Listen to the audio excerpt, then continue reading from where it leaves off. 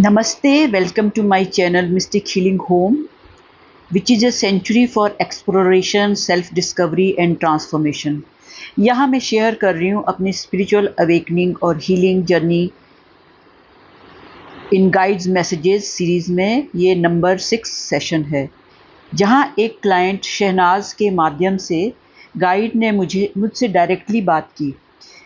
यह एक्सपीरियंस मेरे लिए सिर्फ एक हीलिंग सेशन नहीं था, बल्कि एक डिवाइन लेसन था, मेरे गाइड्स और यूनिवर्स से मिला हुआ संदेश।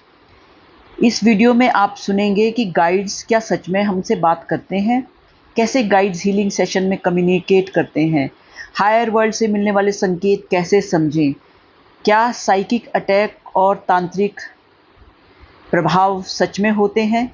अगर आप भी स्पिरिचुअल हीलिंग जर्नी, गाइड्स या हायर कॉन्शियसनेस को एक्सप्लोर कर रहे हैं तो यह वीडियो आपके लिए है। Trust your inner guidance, you are not alone. तो शुरू करती हूँ। गाइड्स ने सीधे मुझसे बात की। शहनाज, अप्रैल 2006। यह गाइड शहनाज के माध्यम से प्रकट हुआ, जिसका मैं थायराइड के लिए हीलिंग कर रही थी।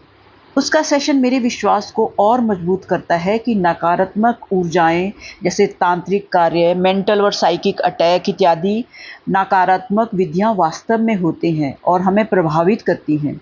हालांकि इससे पहले मुझे एक बुजुर्ग महिला की डिस्टेंस हीलिंग करते समय ऐसे अनुभव हो चुके थे, जिसमें मुझे विजन में दिखा था कि कोई तांत्रिक सा एक डंडा घुमा रहा है, जिससे उस महिला पर नकारात्मक प्रभाव पड़ रहा है, लेकिन मेरे पास दूसरों को दिखाने के लिए कोई प्रमाण नहीं था। मैंने यह अनुभव रेकी हीलिंग फाउंडेशन को भेजा था, जो वो उस महिला के साथ मेरे साथ वो अनुभव हुआ था, और उनकी मंथली मैगजीन में ये प्रकाशित भी हुआ था। इस दौरान एक और केस भी इसी तरह में की समस्याओं से प्रभावित था और उसकी हीलिंग भी चल रही थी, लेकिन वे इतनी सारी बातें अपने सेशन में बता रही थी कि मेरे लिए ये समझना मुश्किल हो रहा था कि कोई व्यक्ति इतनी नकारात्मकता से कैसे पीड़ित हो सकता है, क्योंकि ये सब नकारात्मक शक्तियों की प्रेजेंस का मुझे तो कोई अंदाज़ा था ही नहीं, ना मैंने कभी अनुभव किया था और ना मेरे ये बिलीफ सिस्टम में था। उस समय मुझे लगा कि शायद यह उसकी मानसिक कल्पना हो और उसके बिलीफ सिस्टम का परिणाम हो। शायद मेरे गाइड्स समझ रहे थे कि मैं पूरी तरह से अभी भी कन्विंस्ड नहीं हूँ। तभी तो देखो ना, आगे चलकर क्या क्या अद्भुत अनुभव हुए। जो सच्चाई है उसको तो स्वीकार करना ही पड़ता है, क्योंकि you cannot deal with which is not in your control. You can only deal with what is in your awareness. What is not in your awareness is controlling you। अतः शहनाज के केस ने मुझे उसके अनुभवों पर विश्वास करने के कई कारण मिले। पहले तो सेशन के बाद शहनाज को बिल्कुल भी याद नहीं रहता था कि उसने क्या कहा या क्या देखा। वो एकदम से साइलेंट चैनल या कंड्यूट बन जाती थी मेरे और गाइड्स के बीच। उसे ऐसा लगता था कि जैसे वह गहरी नींद से जागी हो और बहुत हल्का और आराम महसूस करती थी। उसके सिम्टम्स भी कम होने लगे थे, उसका वज़न भी कम हो रहा था और वो अब एक्टिव भी हो रही थी। सबसे प्रमुख ये था कि उसके द्वारा गाइड सीधे मुझसे उसके बारे में बात करते थे, जैसे शहनाज कोई दूसरा व्यक्ति हो। आवाज़ और भाषा उसी की होती थी, लेकिन शब्द कुछ इस प्रकार से बोले जाते थे जैसे उसे उसके घर से ये समस्या आ रही है, उसकी देवरानी उसके साथ ऐसा कर रही है, देवरानी उससे जलती है क्योंकि उसके अपने बच्चे नहीं है, उसकी देवरानी ने उसके बच्चों को भी कुछ खाने को दिया है जिससे वे बेचैन और परेशान हो रहे हैं। एक पड़ोसी ने उसके पति की दुकान पर कुछ पुड़िया छुपा रखी है, जिसके फलस्वरूप उसका बिजनेस बंद होने की कगार पर है। तो हीलिंग के दौरान तो मैं धैर्य से उसकी बातें सुनती रहती थी और उसे रिलीज़ करती रहती थी रेकी के द्वारा, हीलिंग के द्वारा, ताकि जो उसको सता रहा है, उसको बर्डन कर रहा है, वो रिलीज़ हो जाए। और जब सेशन के बाद मैं उससे पूछती थी कि उसने क्या देखा या क्या कहा, तो वह कहती थी, मुझे तो कुछ भी याद नहीं, मुझे ऐसा लग रहा है जैसे मैं गहरी नींद से अभी जाग रही हूँ। बस इतना याद है जैसे किसी सपने में कुछ जल रहा था। अगले सेशन में मैंने तय किया कि उसके शब्दों को मैं रिकॉर्ड करूं ताकि अपने लिए प्रमाण बना सकूं और उसे भी दिखा सकूं। अगले सेशन में मैंने उसको गाइड बुलाने को कहा तो मुझे कुछ सिरहन सी हुई जब उसने कहा, वो तो ऑलरेडी यहीं है, आपके पीछे हैं। मैंने उससे उनका नाम पूछा तो उसने कुछ लंबा सा मुस्लिम नाम पूछा जिसको मैं समझ नहीं पाई। उसने कहा, ये तो सबके लिए हैं और आपके परिवार के लिए भी ये प्रार्थना कर रहे हैं। इससे मैं थोड़ी सी सहज और आश्वस्त हुई। तो दूसरा सेशन बहुत महत्वपूर्ण था। वह कुछ इस प्रकार हुआ। यह तुम्हारे लिए ऊपर की दुनिया से मिला हुआ एक सबक है। ये सेशन और भी दिलचस्प था। अब तक मैं उसके द्वारा प्रकट हुए गाइड्स के सीधे मार्गदर्शन और मानवता के लिए उनके प्रेम को अनुभव करने लगी थी।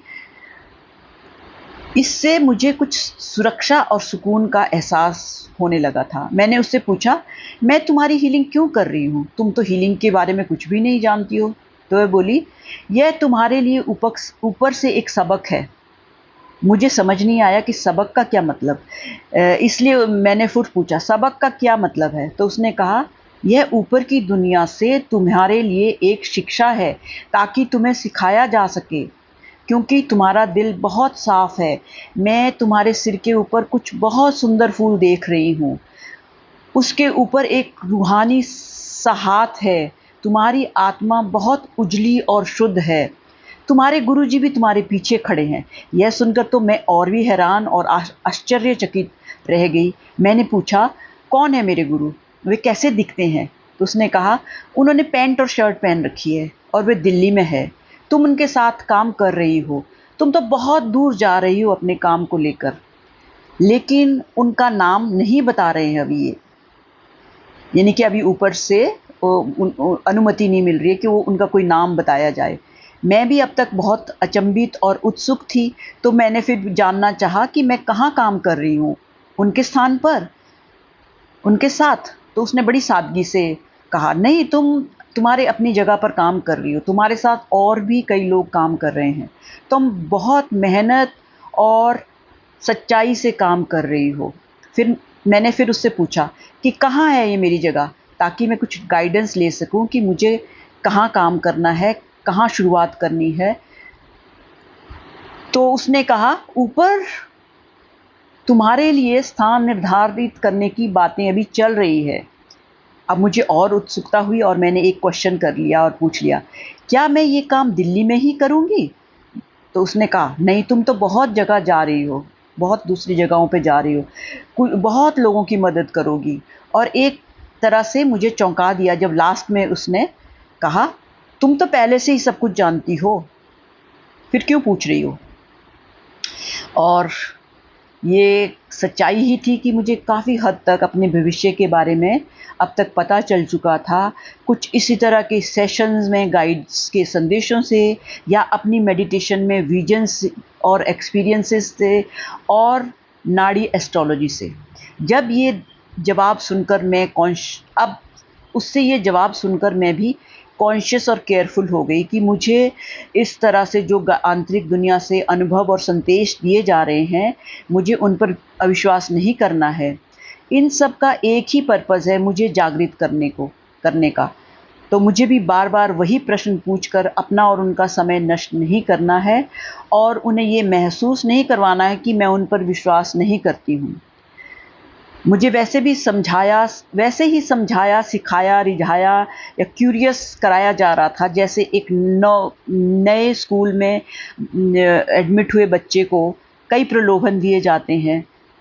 तो उस समय मैं स्वयं को आत्मिक जगत की नर्सरी क्लास में समझने लगी। तो जुड़े रहिए इसी तरह के और अनुभवों के लिए मेरे साथ। Follow me on Instagram Nirmal mistake, YouTube NIMS mistake. आपके कमेंट्स का मुझे इंतज़ार रहेगा। Thank you.